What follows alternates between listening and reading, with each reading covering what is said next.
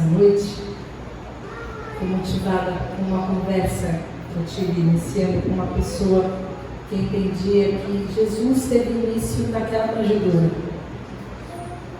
Eu acredito que muitas pessoas, assim como essa era um homem que eu conversava, tem essa ideia equivocada, talvez pela própria leitura de uma noite como essa, de uma noite de Natal, das histórias de Natal, das histórias que nós lemos nos Evangelhos. E a pergunta que eu fiz então é: quem nasceu? Quem nasceu? Porque além dessas 21 coisas que falamos de Jesus, nós estamos falando sobre o nosso Jesus desde o início dessa reunião, sobre quem Jesus é para nós. E Jesus é para nós quem Ele é, porque um dia Ele decidiu se tornar Deus conosco.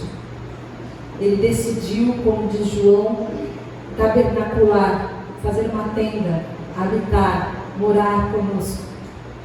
Ele decidiu encarnar, Ele decidiu tornar-se homem, e Ele decidiu vir habitar conosco. Mas para muitas pessoas, quando vem o Natal, árvores cheias de bolas e Papai Noel, e muitas compras de Natal, 13º, logo pensam no menino Jesus, no menino daquela manjedoura, no bebê chonchudo, e tem essa ideia, mas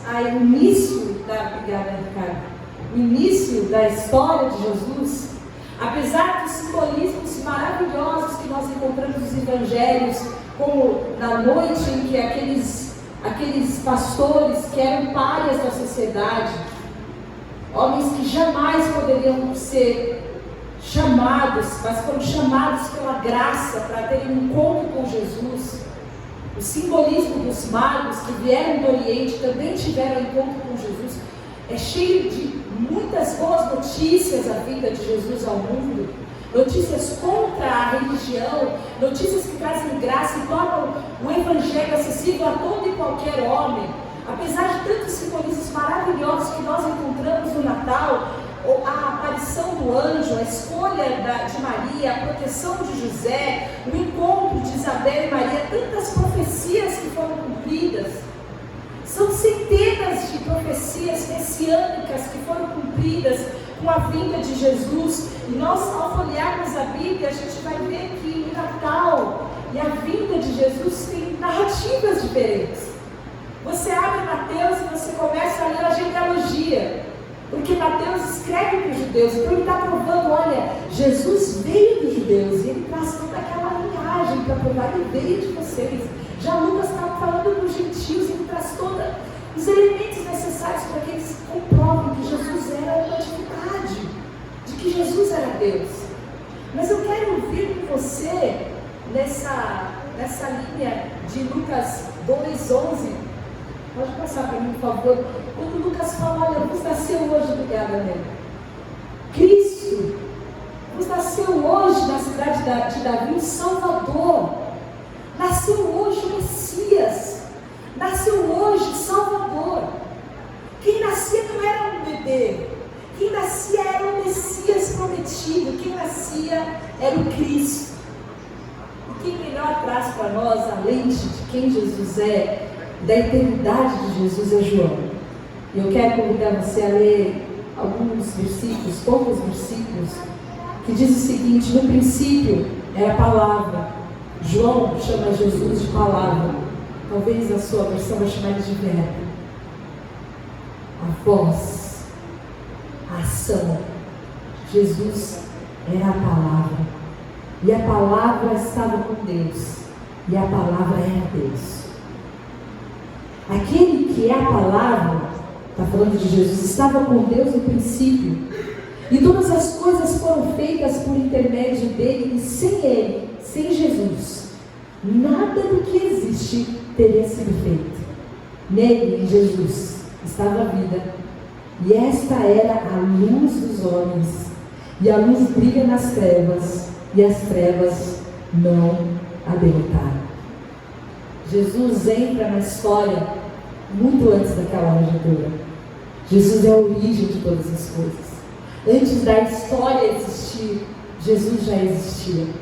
Jesus é Deus. Ele estava no princípio de todas as coisas, e sem Jesus, nada do que foi feito se fez. Antes de ser um bebê, a palavra, o verbo, aquele menino nascido de Maria, esse Jesus que nós conhecemos, que veio ao mundo com um propósito, a gente chega lá, esse Jesus que veio em forma humana, estava com Deus criando todas as coisas. Ele é o Cristo Criador, a fonte inesgotável de toda a criação. Quem nasceu? O Cristo, a origem, a palavra, a luz que veio brilhar no mundo em trevas, que ilumina todo homem, esse que nasceu. Quem nasceu? O Filho de Deus, aquele que é filho dele, porque tem a mesma natureza, a mesma essência, o mesmo poder e a mesma autoridade. Ele é filho de Deus, e o texto fala, e ele também é Deus. E ele estava com Deus criando todas as coisas. E aquele que habitava em sua glória inacessível, agora decide vir em forma humana. Você consegue imaginar Deus se limitando na forma de uma das suas criaturas? E ele veio para habitar entre nós. Ele não veio forte e poderoso. Ele não veio soberano sobre as ações. Ele veio servo, humilde. Ele nasceu bebê. Nasceu numa família pobre, um casal de gente simples, humilde. A oferta para o nascimento daquele bebê foi a mais simples que existia, 2 famílias. Foi assim que Jesus nasceu. Foi assim que ele veio ao mundo. O texto de Isaías, quando fala de Jesus, fala que ele era onde quem os homens escondiam o rosto. Ele veio de uma forma simples, ele veio como um servo sofredor, mas a palavra de Deus fala que nele habitava toda a plenitude do Pai. Ele era a luz, ele é o caminho, ele é a verdade, ele é a vida. João, mais tarde, ainda nesse capítulo, fala: nós vimos a sua glória. Ele estava com a gente, nós andamos com ele, e nós vimos a sua glória como a glória do unigênito do Pai. Ele andava com a gente vestido de glória, vestido de graça, vestido de bondade. Esse era Jesus. Foi esse Jesus que nasceu, esse Jesus que veio morar com a gente, esse Jesus que se tornou homem. E aí, para a gente encerrar, a gente precisa entender por que nasceu. Por que Deus se fez gente? Por que Jesus veio fazer um tour na terra? E por que Ele carrega por toda a eternidade agora, desde então, essa humanidade? Por que ao se tornar 100% Deus e 100% homem, Ele agora carrega essa humanidade por toda a eternidade? Porque essa decisão, esse Jesus nascido em Belém, o Salvador, Cristo Jesus, o Senhor, veio nos salvar por quê? Porque se não entendemos do que precisamos ser salvos, jamais entenderemos o sentido do Natal. Nós precisamos entender que nós estávamos perdidos. Entender que o homem sem Deus não tem propósito, porque Deus criou o homem para ter um relacionamento com Ele. Deus criou o homem para ser com Ele uma família. Deus criou o homem para o homem ser uma família com Ele. Mas por causa do pecado, por causa da escolha do pecado, o pecado faz separação entre Deus e o homem. E o pecado então impede que o homem tenha um relacionamento com Deus. Como Deus poderia ter um relacionamento com aquele para quem Ele criou, para que fosse uma família, se agora a humanidade está toda permeada no pecado? Haveria a necessidade daquela humanidade ser salva? E Jesus então falou: eu faço isso, eu vou. E Jesus veio para que nós pudéssemos ser livres do pecado. Jesus veio para que nós pudéssemos ser livres do nosso egoísmo, para que nós pudéssemos ser livres da nossa independência de Deus, do nosso desejo de viver uma vida sem Deus, do nosso desejo de sermos autossuficientes.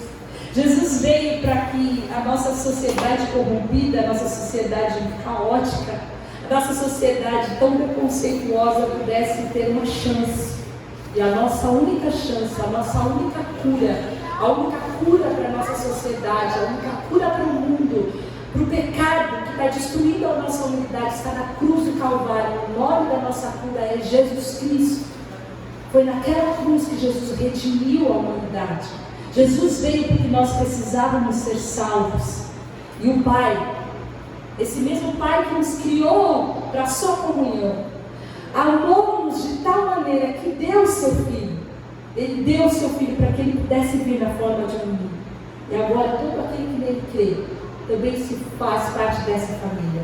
Nós agora somos salvos, somos redimidos, somos lavados, e agora Jesus se entrega em amor, em compaixão, em perdão e restauração. E aqueles que não poderiam ser alvos dessa graça, desse amor, agora são salvos, porque nós somos alvos da graça de Deus. Natal é sobre salvação. Não existiria Natal se não existisse a necessidade de sermos perdoados. Natal é sobre cruz. Natal é sobre o Jesus, Messias prometido, que viria nos salvar dos nossos pecados. Quem nasceu? Você vai ouvir, você vai ouvir muitas vezes essa profecia de João 9, de Isaías 9. Toda vez que a gente fala do Natal, a gente lembra dessa profecia. Nós cantamos sobre isso. Mas o que significa? Isaías fala, porque um menino nos nasceu, e um filho nos foi dado, e o governo está sobre os seus ombros, e ele será chamado maravilhoso conselheiro, Deus poderoso, Pai eterno e príncipe da paz. Ele é maravilhoso conselheiro. Ele é maravilhoso e conselheiro. Isso é uma palavra composta. 100% Deus e 100% homem. Primeiro que ele é maravilhoso. Ele é extraordinário. Ele é esplêndido. Ele está acima de qualquer filosofia, de qualquer ilação de pensamento. Não há nada, nenhum tipo de pensamento que ele não possa compreender. Está acima de qualquer compreensão humana. Ele entende toda e qualquer pensamento da humanidade. Ele está acima de tudo isso. Ele compreende toda a humanidade porque ele se tornou um de nós. E se tornando um de nós, ele também se compadece das nossas fraquezas. Por isso que, ao ser 100% Deus e 100% homem, ele pode ser um maravilhoso conselheiro. A palavra de Deus fala que ele pode se compadecer de nós. Ele, além de ser maravilhoso, de ser perfeito, ele consegue compreender todos os dramas da nossa humanidade, a complexidade da nossa alma, a profundidade dos nossos pensamentos. Ele é um maravilhoso conselheiro. Ele sabe qual é a melhor decisão que você precisa tomar. Ele compreende todas as suas dúvidas. Ele conhece todas as suas angústias. Ele conhece tudo que passa no seu pensamento. Aquelas coisas que você não discerne muito bem. O maravilhoso conselheiro conhece você. O texto continua dizendo que o maravilhoso conselheiro, aquele que já passou por todo tipo de tentação, mesmo que sem pecado, pode se compadecer das nossas fraquezas. Ele também é o Deus forte. E essa palavra de Deus forte está falando de um texto de guerra. Ele é um Deus forte, ele é poderoso, ele é um guerreiro. Outros textos, quando você vai usar esse forte e valente, como em Salmos 24, fala que ele é o rei da glória. Ele é um Deus vitorioso, um Deus de guerra, de força, de poder. A própria palavra Deus já presume poder, força, valente, majestade. Ele é o maior, não há como o nosso Deus, ele é invencível. Ele tem todo o poder no céu e na terra. Ele tem toda a autoridade. Ele tem toda a autoridade sobre o diabo. Ele tem as chaves da morte e do inferno. Ele destruiu as obras do diabo. Ele fez um espetáculo, expondo todos os principados e potestades. Eles têm todos os dias contados. Ele é digno da nossa confiança. Nós estamos seguros em sua mão. Ele falou, olha, vocês estão nas minhas mãos e ninguém vai arrancar vocês daqui. Ele é um Deus forte. É um Deus em que nós podemos confiar. Ele é um maravilhoso conselheiro, ele é um Deus forte. Quem nasceu, ele é o Pai da eternidade. E muitas pessoas confundem e falam, mas ele é o Filho ou ele é o Pai? E está falando de Jesus. Porque o Pai é aquele que gera a eternidade. E quando é que Jesus gera a eternidade? Como nós, que não tínhamos a vida eterna. Porque Efésios 2 vai dizer que nós estávamos mortos em nossos delitos e pecados. Nós não podíamos viver para sempre. Você imagina um homem mau, e você vai pensar em alguém mau aí, que você leu a notícia nos últimos dias, vivendo para sempre. Não pode. Tem que ter um fim. O homem não poderia viver para sempre. A única forma do homem viver para sempre é um homem redimido, um homem salvo, um homem cuja a essência está sendo trabalhada por Jesus, para a gente parecer mais cada dia. É isso que Jesus faz, Ele nos dá a vida eterna e Ele nos faz parecido com Ele. Ele nos deu essa vida. E agora Ele é o Pai da eternidade, porque nós que tínhamos o nosso fim, os nossos dias contados, por causa de Jesus. Que lá na cruz, conquistou para nós, quando Ele morreu e ressuscitou, o direito de nós também vivermos eternamente. Se torna o Pai da eternidade. Ele é o Pai porque Ele gerou uma eternidade para cada um de nós. Por causa de Jesus, a morte morreu. Por causa de Jesus, eu e você vamos viver para sempre. Por causa de Jesus, porque Ele morreu e ressuscitou, nós teremos com a vida eterna com Ele. Ele é o Alfa e o Ômega. Ele é o princípio e o fim. Ele é o meio, Ele é o acesso até o Pai. Ele é o acesso à fonte da vida eterna. E por último, a palavra de Deus fala que Ele é o príncipe da paz. No momento em que a gente vive em guerra, no momento onde a gente vive em angústia, no momento onde a gente não tem paz nem sozinho, nem acompanhado, no momento onde as nações não têm paz, no momento onde todos nós precisamos de paz, desse livro fala: Jesus é o príncipe da paz. Não existe paz sem Jesus. Só existe paz através de Jesus. Porque a primeira paz que Ele nos traz é reconciliando o homem com Deus. Somente através de Jesus, e Romanos 5 fala isso, que justificados, quando nós somos considerados justos por causa de Jesus, nós temos paz com Deus. Nós temos paz com Deus. E uma vez que nós temos paz com Deus, nós não temos mais culpa, a gente não tem mais condenação, nós temos a nossa consciência tranquila, nós temos o perdão dos nossos pecados, a gente tem a nossa consciência tranquila com as pessoas que a gente convive. Quando a gente tem a paz com Deus, nós temos paz conosco mesmo, nós temos paz com as pessoas que a gente ama. Ele é o príncipe da paz. E essa paz é o shalom, é a paz perfeita, é a plenitude. Quem nasceu? O Natal não é sobre o bebezinho somente. O Natal é sobre o Rei dos Reis e sobre o Senhor dos Senhores.